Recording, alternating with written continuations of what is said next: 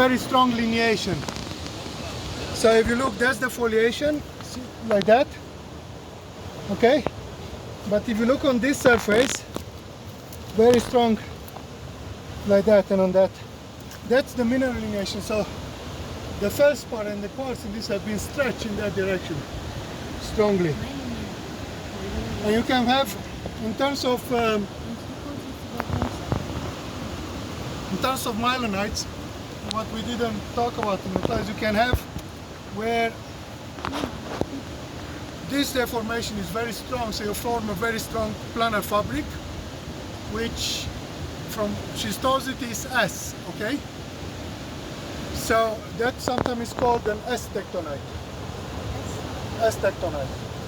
Then L from lineation, if the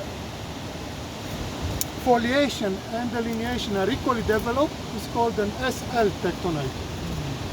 And that means you have this and that. And then you have what we call constriction, means the lineation is better developed than the foliation, and it looks like pencils, like rods. It's been constricted from this direction. So it forms like, you have a series of pencils.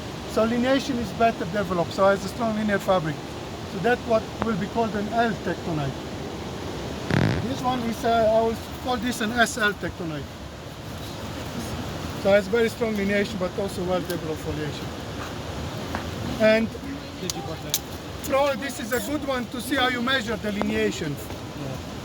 Okay, so you have the foliation and you have a foliation plan, okay? So what do you measure here? You measure the foliation plane, is this one or this, okay? So I'll measure on this side because it dips that way. So you measure that, like with this compass you can put like this, and then doesn't work really well because the bubbles expanded a lot. So this seems to dip almost north, exactly north. Okay, so the dip direction it's almost north.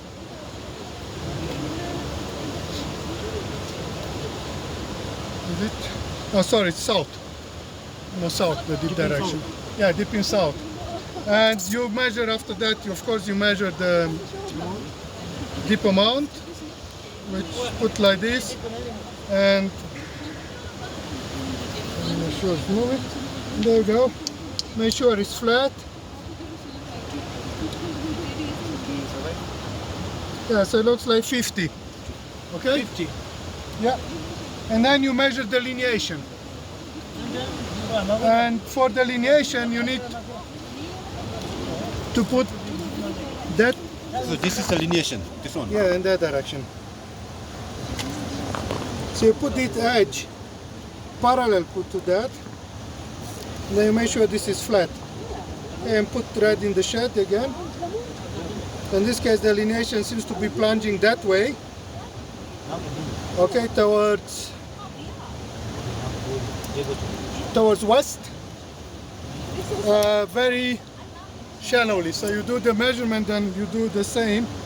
You put this, now you put it parallel to that line that you measured, and you read the amount of dip.